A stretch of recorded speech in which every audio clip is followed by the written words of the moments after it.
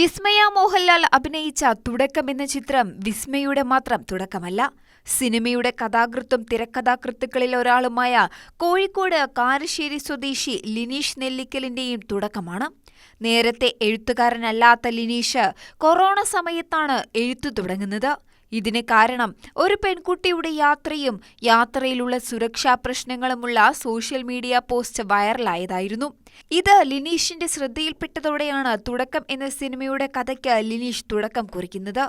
ഇതിനിടെയാണ് സിനിമാ സംവിധായകനായ ജൂഡ് ആന്റണി ജോസഫിന്റെ സിനിമയ്ക്ക് അനുയോജ്യമായ കഥകൾ ആവശ്യമുണ്ടെന്ന ഫേസ്ബുക്ക് പോസ്റ്റ് ലിനീഷിന്റെ ശ്രദ്ധയിൽപ്പെടുന്നത്. തുടർന്ന് 2020 ജൂഡ് ആന്റണിക്ക് ലിനീഷ് തന്റെ കഥകൾ അയച്ചു നൽകുന്നു. നിരവധി കഥകൾ വന്നതിൽ നിന്നും 4 എണ്ണം തിരഞ്ഞെടുത്തതിൽ ഒന്നായിരുന്നു ലിനീഷിന്റെ കഥ.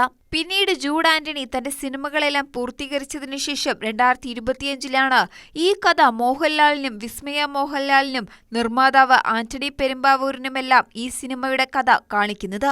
അവർക്ക് ഇഷ്ടപ്പെടുകയും ചെയ്തതോടെ സംവിധായകനായ ജൂഡ് ആന്റണി ജോസഫും അഖിൽ കൃഷ്ണ എന്ന തിരക്കഥാകൃത്തും ചേർന്ന് വേണ്ട മാറ്റങ്ങൾ വരുത്തി സിനിമയാക്കിയത് ആശീർവാദ് സിനിമാസിന്റെ ബാനറിലായിരുന്നു. മോഹൻലാലും മകൾ വിസ്മയ മോഹൻലാലും പ്രൊഡ്യൂസർ ആന്റണി പെരുമ്പാവൂരും മകനുമെല്ലാം അഭിനയിച്ച സിനിമയ്ക്ക് കഥ എഴുതാൻ കഴിഞ്ഞതിന്റെ സന്തോഷത്തിലാണ് ലിനീഷ്. സിനിമയുടെ ആദ്യ പ്രദർശനം കാണാൻ ലിനീഷിന്റെ അയൽവാസിയും എഴുത്തുകാരനും ചിന്തകനും സിനിമാ പ്രവർത്തകനുമായ ഡോക്ടർ MN കാരശ്ശേരിയും എത്തിയിരുന്നു. വളരെ നല്ല സിനിമയാണ് ഇത് എന്നായിരുന്നു കാരശ്ശേരിയുടെ അഭിപ്രായം.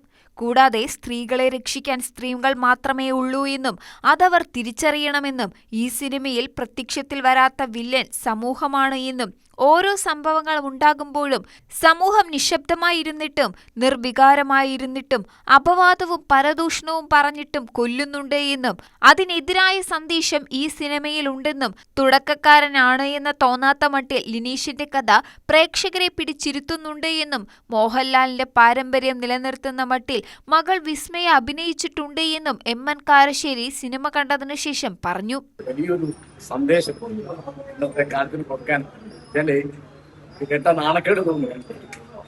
ഇന്ത്യയിൽ ഒരു ദിവസം 81 സ്ത്രീകള് ബലാത്സംഗം ചെയ്യപ്പെട്ടു. അപ്പോ സ്ത്രീകളെ രക്ഷിക്കാൻ സ്ത്രീകൾ മാത്രമേ ഉള്ളൂ.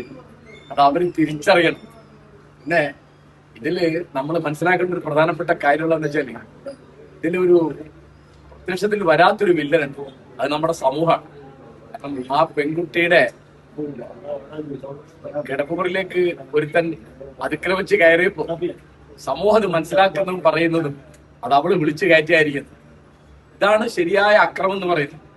അപ്പൊ നമ്മൾ നിശബ്ദമായി ഇരുന്നിട്ടും നിർവികാരമായി ഇരുന്നിട്ടും അപവാദം പറഞ്ഞിട്ടും പരദൂഷണം പറഞ്ഞിട്ടും എത്രയോ ആളുകളെ പ്രത്യേകിച്ച് പെണ്ണുങ്ങളെ നമ്മൾ കൊല്ലുന്നുണ്ട്.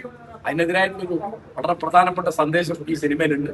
പിന്നെ എനിക്ക് വലിയ കൗതുകം തോന്നിയ കാര്യം ആ ബലാത്സംഗം എതിർക്കുന്നത് തകർക്കുന്നത് ഒരു നായയാണ്. മനസാക്ഷി ഇല്ലാത്ത ആളുകൾ അതിനകത്തുണ്ട്. അതിൽ പ്രധാനപ്പെട്ട വില്ലൻ അതും കാണുമ്പോൾ തന്നെ ഒരു മനസാക്ഷി ഇല്ലാത്തൊരു പ്രശ്നമില്ലാത്ത ഒരാളാണ്. അപ്പോ ഞാൻ ഓർത്തത് രാമായണത്തിലെ ആ രംഗാണ്. സീതയെ കട്ടുകൊണ്ട് പോകുമ്പോ തടയുന്നത് ജടായു എന്നൊരു പക്ഷിയാണ്. നമ്മുടെ പാരമ്പര്യത്തിൽ ഇങ്ങനെ ഒരു സ്ത്രീ ഉണ്ട്. ആ സ്ത്രീയുടെ പേര് പറഞ്ഞാൽ എല്ലാവരും അറിയും, ഉണ്ണിയാർച്ച. ഇതൊരു പുതിയ ഉണ്ണിയാർച്ചയുടെ ഉദയമായിട്ടാണ് ഞാൻ കാണുന്നത്. പിന്നെ തുടക്കമാണ് എന്ന് തോന്നാത്ത മട്ടിൽ ലിനീഷിന്റെ കഥ നമ്മളെ പിടിച്ചിരുത്തുന്ന ഒരു ഡിറ്റക്റ്റീവ് സ്റ്റോറി. പ്രത്യേകിച്ച് ആദ്യ ഭാഗം ഇന്റർവെല്ലിൽ വരെ നമ്മൾ ശ്വാസം പിടിച്ചിരുന്ന് കാണും. അതുകൊണ്ട് വളരെ നന്നായി. പിന്നെ തീർച്ചയായിട്ടും മോഹൻലാലിന്റെ പാരമ്പര്യം നിലനിർത്തുന്ന മട്ടിൽ മകള് വിസ്മയ അഭിനയിച്ചിട്ടുണ്ട്. എല്ലാവരും നന്നായി. ഈ സിനിമയ്ക്ക് ഞാൻ എല്ലാവിധ പ്രശസ്തിയും ചർച്ചയും പ്രചാരവും ആശംസിക്കുന്നു. ഇന്റീരിയർ ഡിസൈനറായ ലിനീഷ് ഇത് വലിയ പ്രോത്സാഹനമാണ് എന്നും ഇനിയും കൂടുതൽ സിനിമാ കഥകൾ എഴുതുമെന്നും പറഞ്ഞിട്ടുണ്ട്. കൂടുതൽ വാർത്തകൾക്ക് News 18 Keralam YouTube channel subscribe ചെയ്യുക.